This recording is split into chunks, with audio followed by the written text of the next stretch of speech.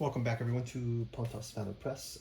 This is the Pontos Fathom Podcast, episode number 68, and we are continuing our Mysterium Coniunctionis journey. This is part 5, partially guiding us through the works of Jung, is Edinger's Mysterium lectures. I've got a couple of things that I've been looking into. I kind of want to tie this one into the ideas from the Dune Saga. As you know, big fans of Dune here. Wanted to really focus on this concept in the reading around the changing of the water, but also some of the aspects of Dune Messiah that come up in Jung around the Christ and the Antichrist. And I was kind of thinking in a funny way, like snakes of Christ. So there's a Danzig song called Snakes of Christ, and it talks about like serpent Jesus, snakes of Christ. And I kind of pulled out this book that I've got, Flying Serpents and Dragons, the stories of mankind's reptilian past, just to kind of go into that aspect of Dune where you have this I almost as I start to read through this, we've done some podcasts, and even in our Alchemy and Anthroposophy, the Dune Saga, we talked about one of the later Dune Saga books, God Emperor of Dune, almost as being Frank Herbert's ethics, and maybe we'll kind of lead into that. But really, Dune Messiah, which will be the part 3, I think, of the Villeneuve series, it really is a pivot point. We'll talk a little bit about the king. There's some topics about the king. We'll talk about the marriage of the opposites and some of that stuff that comes up with Aliyah. We saw this amazing stuff with Jessica changing the waters of life in Dune and what that alchemical process sort of seems like. But then also things about the pharmakia, and also things about about artificial intelligence and some of the signaling that Frank Herbert was influenced looking through or working through the works of Samuel Butler. So we'll try to touch on a bunch of this. Let's jump right into Mysterium Coniunctionis. First off, I wanted to show so now we're in a section around the Rex and the Regina, and one thing that comes up in the for people who have seen the second Dune movie or fans of the Dune series in general, talking about changing the waters, right? So changing the waters of life. And it says in his recapitulation of the first stage, he says here, it is the study of the chemists to liberate that unsensual truth from its fetters in things of sense. For though it is heavenly powers are pursued in subtle understanding, knowledge is the sure and undoubted resolution of experiment by all opinions concerning the truth. Experiment is manifest demonstration of the truth, and resolution and putting away of doubt. We cannot be resolved of any doubts save by experiment. So what's the great experiment? In some ways, talking about this, you've got this idea of taking of the apple from the tree, right? The forbidden fruit, right? And I think that this is interesting how this all leads back to bloodlines and the Bene Gesserit and this kind of thing like this. But it says later, Dorn says the chemical putrefaction, right? The chemical putrefaction is compared to the study of philosophers, because as the philosophers are disposed to knowledge by study, so natural things are disposed by putrefaction to solution, ad solutionem. To this is compared philosophical knowledge, for as by solution bodies are dissolved, solventur, so that knowledge are the doubts of the philosophers resolve. He says in his Physica Trimithia, the first step in the ascent to higher things is the study of faith. For by this, at the heart of man disposed to solution and water. And then there's dissolution is knowledge. So solution and dissolution, these are phases of the alchemical process, right? So, and from here he goes into the allegory Merlina. After this glimpse into the psychology of the solutio, we turn back to the allegoria Merlina.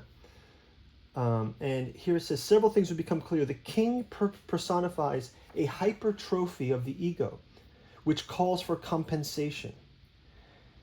He's about to commit an act of violence, a sure sign of his moral defective state. His thirst is due to his boundless concupiscence and egotism. But when he drinks, he is overwhelmed by the waters, by the unconscious, and medical help becomes necessary. The two groups of doctors further assist his dissolution by dismemberment and pulverization. The origins of this may be the dismemberment of Osiris and Dionysus. Right, so maybe we'll stop with, then we also get into the Typhonian technique of dismemberment, avoiding the Typhonian seawater and dried pulverized corpse instead of the other constituent of aqua pontica, namely salt from the sal ammoniac, the mineral salt rock salt, or sal nitria, saltpeter. So this sapientia dorns veritas, penetration into the ignoble mass, whereby the corruptible form was changed into an incorruptible and immutable one. So yeah, all of this kind of gives you some of this alchemical language that really reminds us a bit of some of that. Lots of things in Dune. Paul takes that water of life in Dune, right? Jessica takes the water of life, but actually her unborn child is awakened to the Bene Gesserit other memories. Right, and all of these things we kind of go into all of these things in the, I'll go to the Samuel Butler next, but I just wanted to read Edinger on those passages. It says the allegory of Merlin. I'm going to read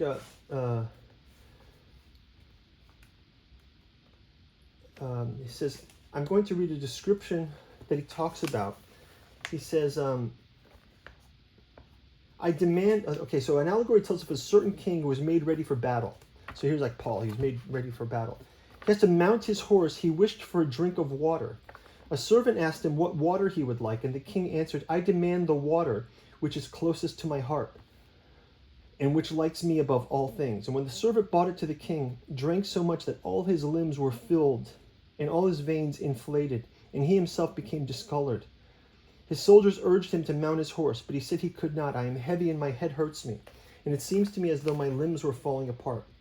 They summoned the Egyptian and Alexandrian physicians, who were once accused of incompetence. Finally, the Alexandrian physicians gave way to the Egyptian physicians, who tore the king into pieces, ground him into powder, and mixed them with the moistening medicines to put the king back in the heated chamber. So we have a king who, in an expansive state, overreaches himself. He consumes the special water, the divine water, and falls into a state of ego self-identity. It's a kind of internal drowning, a dropsy or inflation that causes him to fall apart. In the words of the psychic authority represented by the king, he succumbs to hubris. He collapses and must be subjected to the alchemical process in the vessel, right? So it says, so then Jung talks about this power of bringing the king back, right? The sal ammoniac, the different salts, and turning it into an incorruptible state. To state more explicitly how we might understand the image psychologically, we can say that the king who had succumbed to dropsy, to this bloated condition, was subjected to a double process. He had a twofold analysis. The Egyptian physicians provided him with a personal reductive analysis, and the Alexandrian physicians provided him with an archetypal analysis.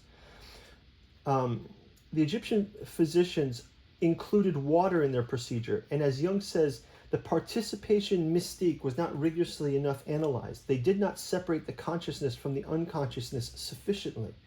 So here we have like this distilling nature, all of these metaphors that kind of come up here where a lot of those are in the themes of Dune, right? I think if we go into alchemy and anthroposophy in the Dune Saga, right, there's one topic, I've got a footnote here.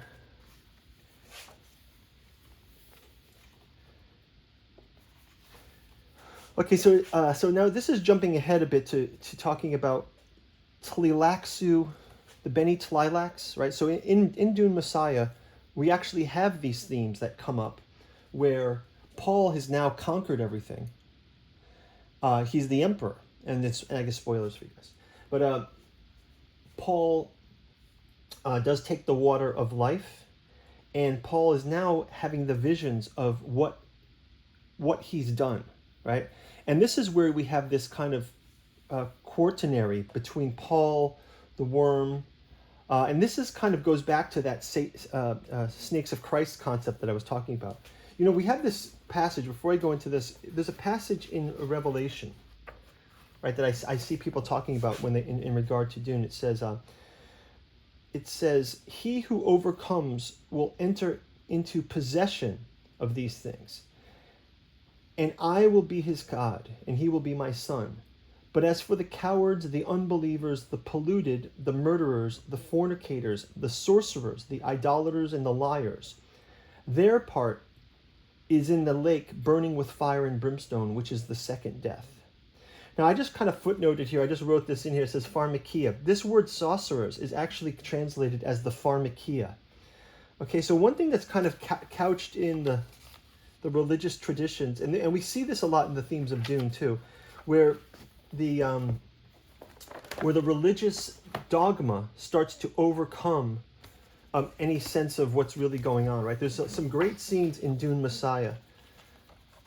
Here's the Gola of Duncan, Idaho. And in the end, we've got this Samuda music playing. This is a great scene with Skytel. But we have this dynamic in Dune Messiah where now his dogma has taken over. So like the faithful followers of the Muad'Dib religion are now conquering across the universe. And Muad'Dib's a bit like, what is going on with this, and where is it going to end, right? How is it going to end up? And I think some of this kind of wrestling with that, it reminds me a lot about that. This is the integration, right? You start out with the idea of the good character, and then you end up with this idea of the bad character. And, you know, they even call the worm Shaitan, which is Satan. So you have the messianic mystery that comes. You know, and Jung goes into this messianic mystery a lot when he talks about the merging of the two, right? So you have Messiah and worm. And I think this is where why Dune Messiah is going to be the great linchpin going forward into this Dune Saga, especially where it's actually Paul's son, Leto the second, or the third, I guess. But Leto becomes the God Emperor of Dune, and he actually merges the serpent and the snake. So one thing here we're talking about with the... One thing I wanted to call out here inside of Alchemy and Anthroposophy and the Dune Saga, because a lot of these themes, of Jung show up in Dune. So it says these influences of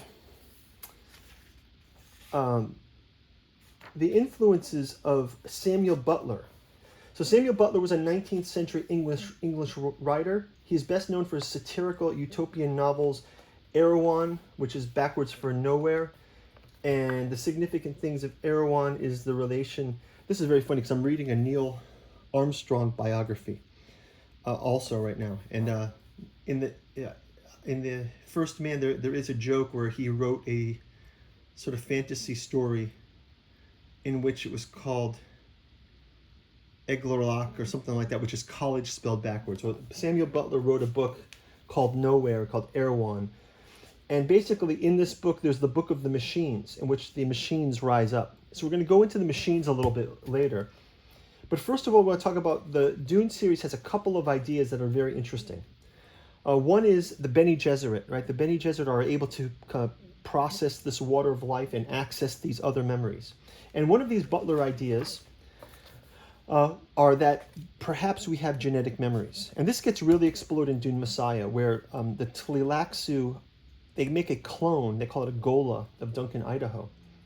And throughout some of the book, there's some interesting things that come out with the awakening of a clone's memories, as if to say, our memories hidden in the genetics, in the genome.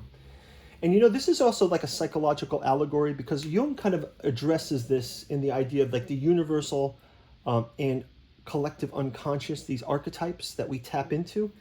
But also the genomic archetypes. Think of like the father. Well, every father had a father, and every mother had a mother, and even in just a informational way, even in just the informational way, in our society structures, in our relations, and our biological relations as they become relations, there is kind of an other memory. Think of a family tree. Like you go back through the family tree and there's mothers and mothers and mothers. And this Jungian archetype of the mother, it's also a transformation, right? So the parallel between the Bene Gesserit other memory, where members of the Bene Gesserit sisterhood have access to the memories of their ancestors, reflects broader themes in memory and evolution and hereditary, themes that Butler touched upon in his later works like Life and Habit. But there's other themes of Butler that show up as well. For example, the machine heresy. So one thing that you see throughout Dune is we have mentats, right? We have thinking computers who calculate. You see in Dune Part 1, Thufir Hawat, his eyes are roll up and he does the calculation, or the twisted mentat. This idea of a human thinking computer comes out of something in the Dune Saga called the Butlerian Jihad, which was a jihad against artificial intelligence. But we see by Dune Messiah, they actually bring back a Gola of Duncan Idaho, not as only a swordsmaster, but as a Zen Sunni mentat to aid Paul, right? So sort of giving him discernment and these kinds of things. So, so we'll go back into some of these other theories that come out of alchemy and anthroposophy. Let's kind of jump back into Mysterium Coniunctionis here for a moment. I've got a couple other passages I want to talk about that relate back to this. So now we're going back to that water of life, Rex and Regina. And here we have a verse 14 to 17. It says, "'Twas wonderful to see with what a grace this natural union made at one embrace. Did look, and by a bond both sexes knit, like to a hill and air around it. The mother unto her chaste chamber goes, wherein a bed of honor she bestows her weary self twixt sheets as white as snow, and there makes sense of her approaching woe. Rank poison issued from the dying man made her pure orient face look foul and wan.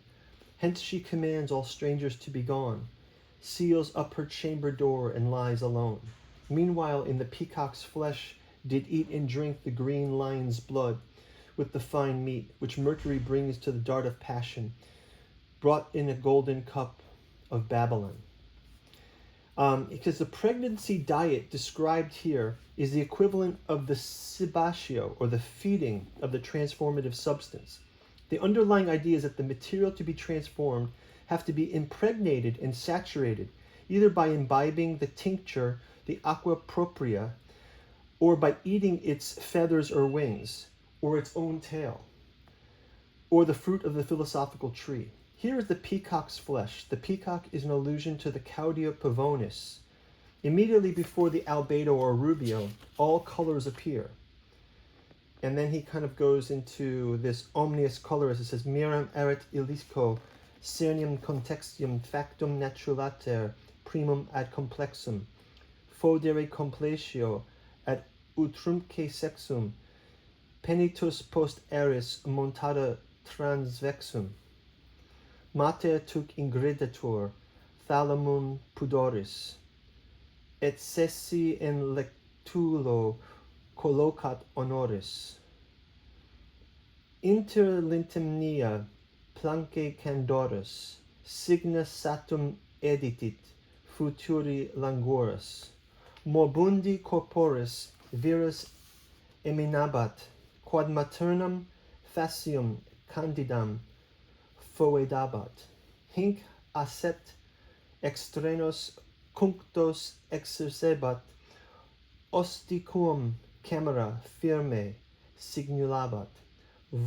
Vescubulator interim carnis pavonis, et bidem sanguinem verdus leonis. Sibi quam mercio telepassionis, misteren auto psychopho Babylonus." So they unite the albedo, for which many alchemists was the climax of the work. The first part was completed with the various components separated out of the chaos of the mass confusia, brought back into the unity of the albedo, and all become one. So here we got this transformation, right? This transformation that's happening in this is a diet from the pregnancy. And we kind of see this happens a bit also in the film, where we see Jessica and Alia awakens with her other memories. So again, in Dune Messiah, in Dune Messiah, Alia now is grown up, and we saw that quick vision of Alia from the future view of her. But we see Alia becomes a strange force. So one of the mysteries of Alia is that she is pre-born, and they also call it the abomination. So the idea is she's never had her own personality, but she awoke as a Reverend Mother. And there's a lot of passages here in Dune Messiah. Actually, they go into what makes Alia very strange, and eventually, by Children of Dune, what brings about a very tragic kind of pastime for Alia. If you talk a little bit about Alia here, she's Saint Alia of the Knife, right? She's called Saint Alia of the Knife in the post Muad'Dib's revolution world. She becomes sort of like a saint figure, the sister, right? And I think this is also in that Rex Regina, the merging of the opposites. So I want to talk a little bit about Alia here.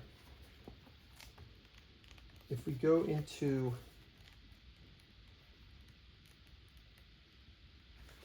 this is probably the best way to do it. I'm going to talk about a quote of Alia.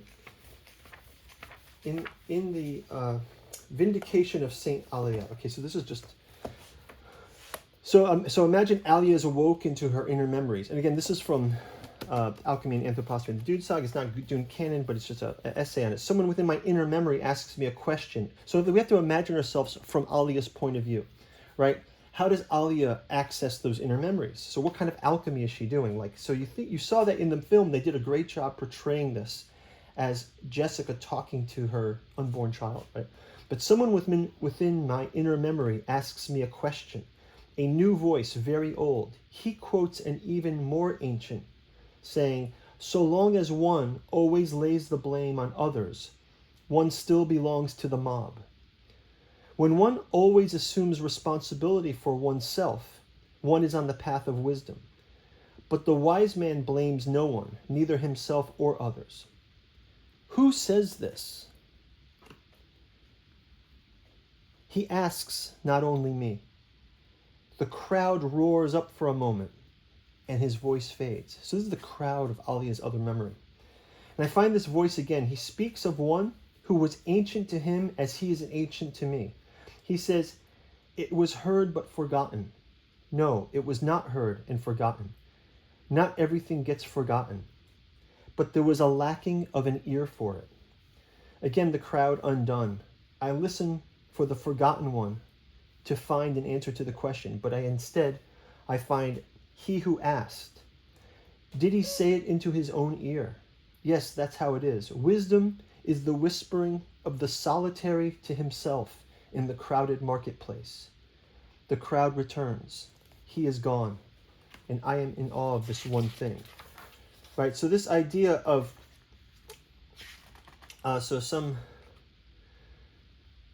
some imaginings to the post-Dune Saga, thinking beyond where would Dune end. If you read through all of the saga, if you read past Chapter House Dune, and going into the future of Dune, you really start to see what is the future evolution of humanity. And this, I think, is a huge topic and theme in both Paul's dilemma in Dune Messiah, and then later in Leto. Paul starts a revolution that he cannot control, right? He starts this revolution it cannot control, but now he's doomed to sort of follow the path. And kind of almost in, I think even Herbert was influenced somewhat by the Asimov idea. In Asimov, we have this concept of the foundation being formed around preservation of human knowledge.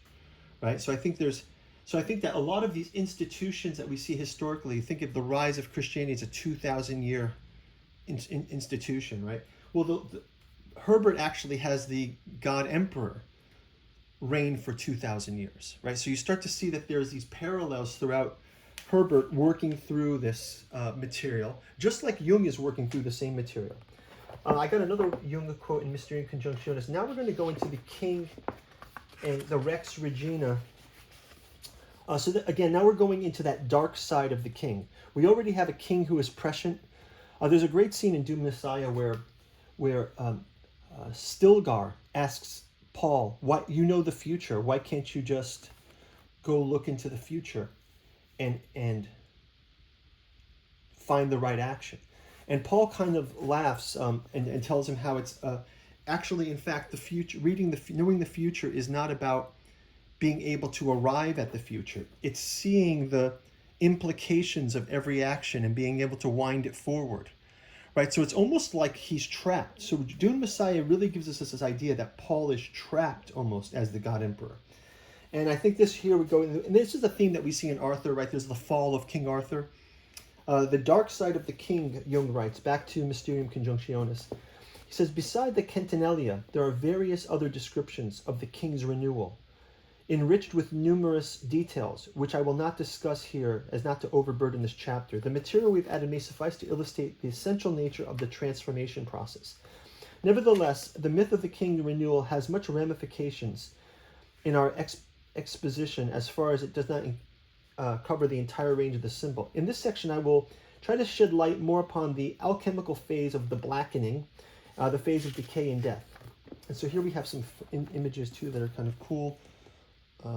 Zoom in on these. We've got the third picture of John. Some kind of transformation. It looks almost like a alchemical transformation map. Got different numbers, 14, 15, 16, 17, 18, 13, 20, 21, 19. And then we have this one, the second picture of Luke. Oh, so it's Luke as the bull, John as the eagle, I guess. He's an eagle. So look, washing the hands in the brain. Right? The tips of the wings have different things. There's some jars below. There's Thomas putting the fingers in Christ's side. Interesting, right? This is from the Hextastation of Sebastian Brandt from 1502. And we see the heart, some kind of animal heraldic. Christ bringing the sword, perhaps. Now we have another one, Jesuth the Just. And then we have the two unipeds, the merging, right? And then finally this one is the eye motif from a modern painting. So it almost looks like a sandworm here, giant sandworm. And then finally the blackening. You have the different plants. Saturn has the black star. Interesting note, I heard that Getty Prime, I didn't remember reading this in Dune, but that Getty Prime had a black sun. So interesting. The king's decline, as we saw, was due to the imperfection or sickness. In the Centinalia, his sickness was sterility. The vision of the sterile king may perhaps come from the Aristeas vision, where the king of the sea rules over the unfruitful country, although he himself is not sterile. The old philosophers declared that they saw the fog rise and pass over the whole face of the earth.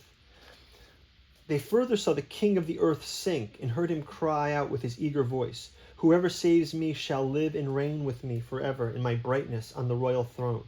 And the night enveloped all things. The day after, they saw the king, an apparent morning star, and the light of day clear up in the darkness. The sunlight pierces through the clouds with manifold colored rays of brilliant brightness, and a sweet perfume of the earth, and the sun shining clear. Herewith was completed the time when the king of the earth was released, renewed, and well apparelled. And quite handsome, surprising with his beauty, the sun and the moon, he was crowned with 3 costly crowns. So again, this goes back to a revelation, and he had into his right hand 7 stars. And then Jung goes into talking about some things that come from the depths, right? The contradictory interpretation of the depths, profunda, comes much closer in alchemy, often so close that they seem nothing more of the aspects. So here's the depths are very interesting. The mire of the depths. In the Psalm 68:3 from the Vulgate, infixus sum in limno profundi et non et substantia. I sink in deep mire where there is no standing. David's words are interpreted by Epiphanius as follows: that the material which causes the miry reflections and the muddy thoughts of sin, out of the depths I have cried to thee, Lord. After the saints so graced that the Holy Spirit dwells within them, gives them, after having his habitation of the saints, gives the look of the deep things of God. And David declares, out of the depths, he says, I have cried to thee, O Lord. So here we have this idea of pulling up out of the depths, reaching down into the depths. Let's see if Edinger has a bit on this here. Edinger, our guide here, says, talking about a lion hunt.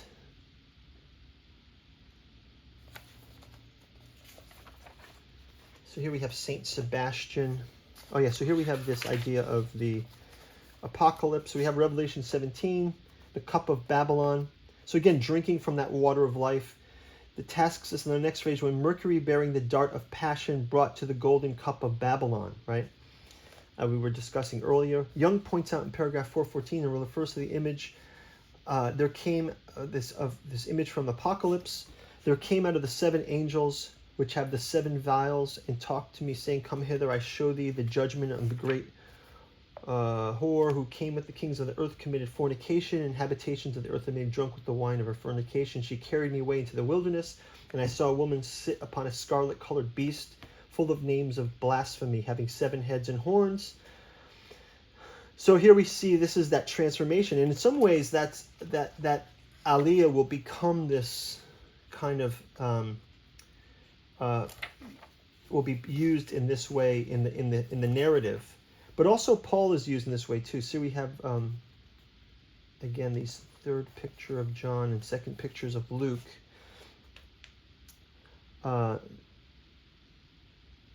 These are Jung makes some interesting remarks in the commentary about the phenomenon of symbolic overlapping, contamination, and condensation of imagery. As an example, he brings these 2 pictures which reproduce the figures from totally different sources is an expression of assimilation phenomenon. The unconscious connects the consciousnesses that would keep them apart, and it connects them because of the innate archetypal similarity of the images. They belong together psychically, even though the consciousness has separated them. By making these interconnections, the unconscious is in effect urging the ego to achieve a larger synthesis. So again, if we go back to this larger synthesis, we talked about the merging of, we should say, snakes of Christ, the merging of that. So Jung talks about in the ion. This is the thing that the god, the emperor of Dune will do. He will merge himself with the sandworm and take upon himself this kind of messianic suffering. Even though he's the tyrant, he does it for a sort of a cause. And it's sort of like a symbolic view of maybe even the past 2,000 years of Christianity. They say here similarly, in the Anthropos Quaternio, so Jung has this kind of idea in the Aeon, and we've talked about it in our Aeon lecture, if you want to go back and check this out, in our Dragon lectures as well.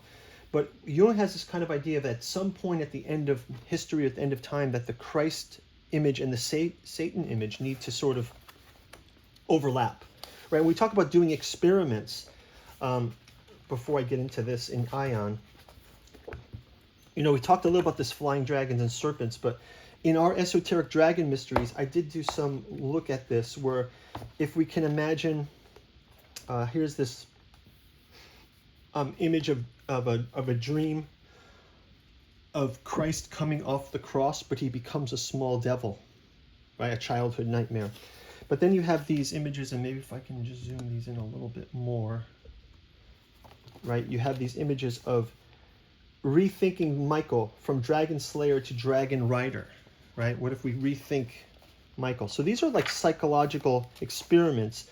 The dragon and the cross, Ion, right? So now we have a serpent cross, almost looks Targaryen, right? So these are just thought experiments that come out. Tiamat as the Pieta for the dragon Christ.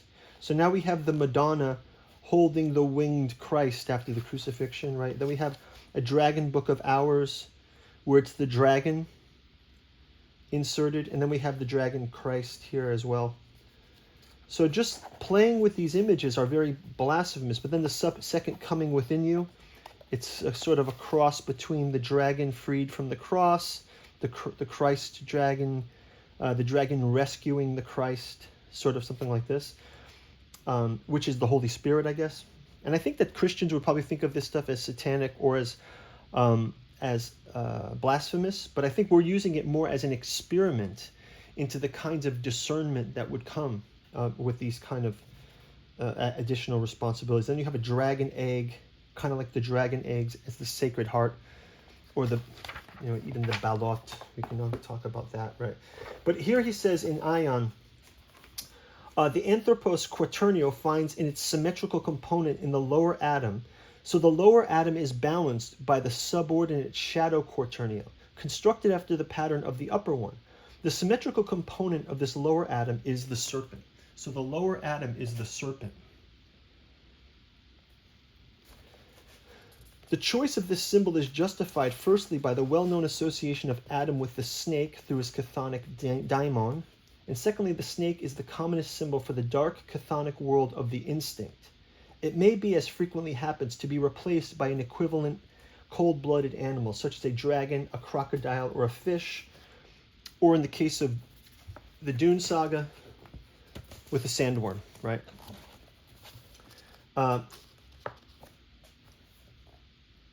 We continue, it says, but the snake is not just a nefarious chthonic being, it is also, as we have already mentioned, a symbol of wisdom, and hence of light, goodness, and healing.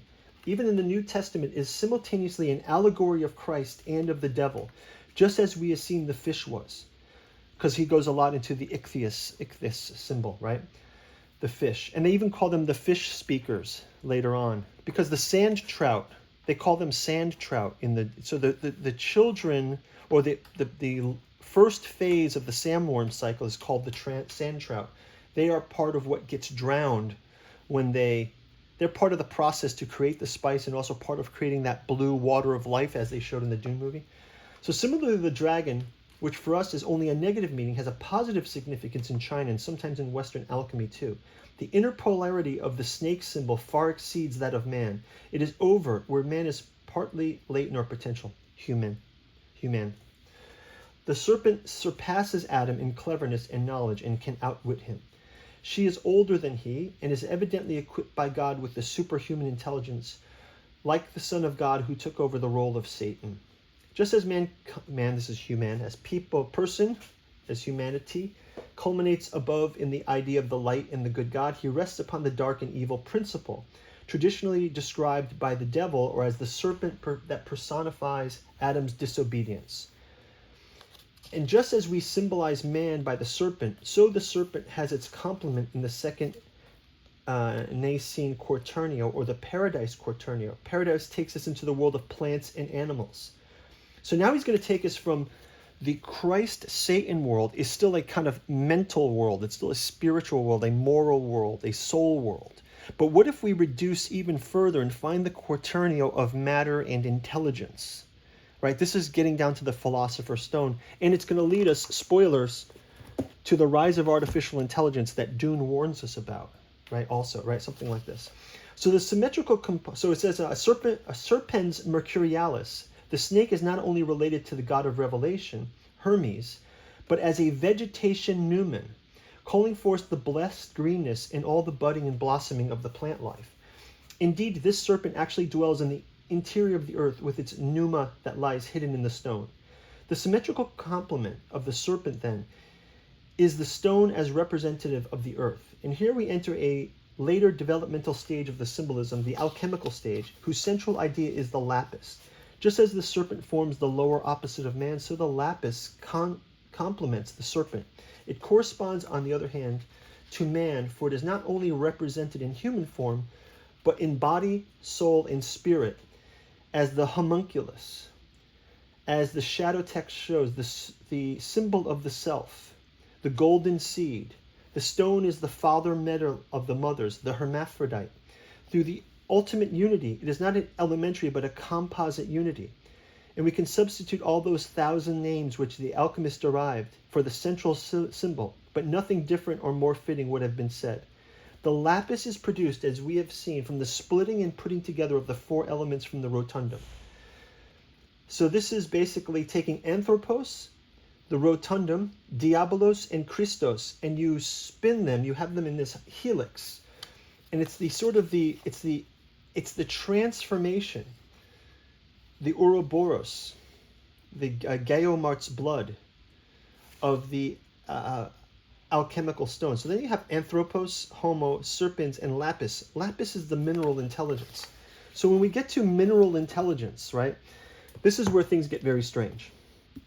And I actually, if you're interested in these topics, check out our artificial psychology of desiring machines. Actually, this topic in particular is mostly covered in our impedance and admittance in desiring machines. One of the volumes of this. You can pick this up at the bookstore as well. But this one really goes into this idea of the interplay between machine desire and human desire, and also the rise of artificial intelligence as an infusing of this intelligence into the matter, where at the same time our using of technology is a mechanization of the humanity. And I think all of these themes are really explored in Dune. They really come through in Dune Messiah, and then they start to really come out in the later Dune books. I wanted to end this maybe one more passage, and then we can wrap this up with something from Alchemy and Anthroposophy in the Dune Saga. But I did want to talk a bit about, in this Flying Dragons, there's a talk of the Acre. I think there's recently a book coming out by Joseph P. Farrell about the Acre. And I don't know much about that. I don't know if you guys know about that, but guys, please do leave comments below, like and subscribe. If you have something that's resonated here, I know we're kind of all over the place with this, but it's just my style. So you guys have been with us this long. I appreciate you joining, and I will find this Acre.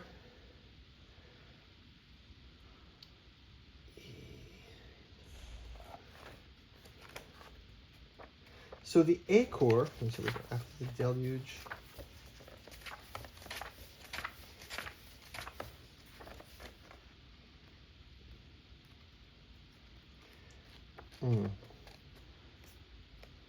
Well, the Acre, they were just talking about the toppling of the tower. They were talking about this toppling of the tower. And I think in some ways, we just had the SpaceX launch, and I'm reading this X-15, the history of the X-15 program.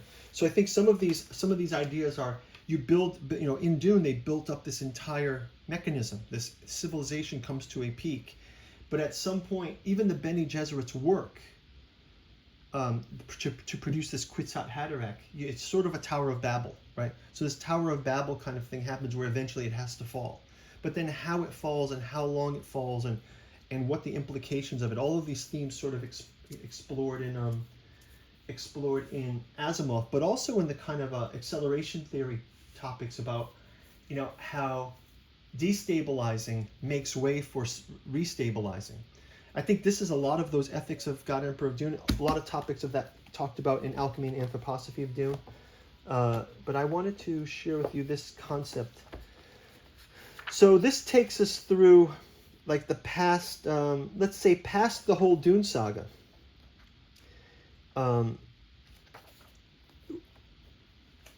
So the nexus of past and future in the post-Dune Revenant universe. Then Dune Revenant is a fan fiction that you can read about in the internet history part of Alchemy and Anthroposophy in the Dune Saga. But it says, through the annals of human history, the spark of creativity has been the torch illuminating our journey into the unknown.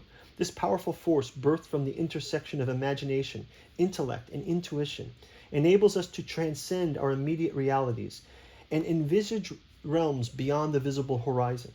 While scientific endeavors unravel the mysteries of our universe through analysis and deduction, it is our inherent creativity that propels us to hypothesize the unfathomable. and thus laying the groundwork for new discoveries. Just as an artist envisions a masterpiece before his final brushstroke, it is our creative impulses that dream of possibilities, like the Atlan Scholarium. And it's through these dreams that we carve pathways to revelation and understanding. Have you ever pondered the intersections of ancient wisdom, cosmic navigation, and the undercurrents of human destiny? Imagine a collective that dives deep into humanity's vast tapestry, seeking to harmonize the age-old with the freshly forged and the empirical with the ethereal. The Atlan Scholarium stands as a beacon of such synthesis. And what exactly is the Atlan Scholarium? How did it rise from the aftermath of epic cosmic tales and evolve into a guiding compass for the soul's journey?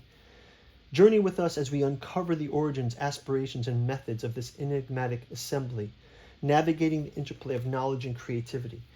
In the aeons that followed the events of the Dune Saga, and even in the repercussions of the Dune Revenant, the fabric of humanity's experience in the universe underwent profound metamorphosis. The vast empires, cosmic struggles for power, and the delicate interplay between destiny and choice were no longer mere tales of the past. They had shaped the very essence of the cosmos.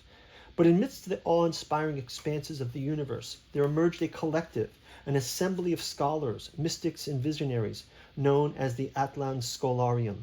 Their quest was neither for political dominance nor for mere survival. It was a pilgrimage towards the very core of existence, to understand the universe, not as a separate factions warring for supremacy, but as a harmonious confluence of myriad truths. As humanity looked to the stars, the Atlan Scholarium became its compass, grounded with its wisdom from both ancient and contemporary. But at its core, the Atlan Scholarium seeks the primordial truths. Guided by a cautionary tale of Bruno, the Scholarium represents Giordano Bruno, right, burned at the stake. The Scholarium represents the pursuit of knowledge, but is always wary of its implications, especially when this knowledge encroaches upon the divine or challenges the established norms too aggressively. And we think of those established factions through the narratives: Bene Gesserit with their genetic mastery, the Spacing Guild with their navigational transcendence, the Tleilax with their biological artifice, seem to be converging, or rather facing, an emergent new player in the interstellar range. This is the Atlan Scholarium. So the purpose in the philosophy of Atlan Scholarium, rediscovery and conservation, a deep dive into ancient wisdom, especially the lost knowledge of Atlantis, or what has been called by some an apotheum. Integration and advancement. They aim to assimilate the insights and strength of the major Dune factions. Techniques and strength. Drawing from the Rosicrucian-like traditions, the Scholarium possess an anthroposophical approach and understanding with the concept. This is a kind of spiritual science where intuition, imagination, and inspiration play pivotal roles. Dream seeing. An evolution of the spice dreaming, where members don't just access collective memories, but can discern potential futures. This builds upon the prescience that characters like Paul Atreides possess, but is more controlled and less personally overwhelming. Genetic archaeology. Borrowing from the Bene Gesserit and Tleilax, who delve into the genetic memories to uncover lost histories and wisdom, and cosmic navigational arts of the Spacing Guild. Right, so this is kind of this perspective of just kind of putting it at the intersection of Jung's alchemical symbolism, sort of Rudolf Steiner's anthroposophy, thinking about the Dune Saga, and trying to offer like a lens that you can add some psychological or spiritual depth into the idea of this pursuit of evolution and of knowledge.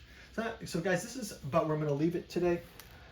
If you guys are still interested in the continuing the Mysterium Coniunctionis, leave me a comment down below or send me a message. Go check out our Patreon as well, and you can check out our bookstore links for books that we've got on the table here.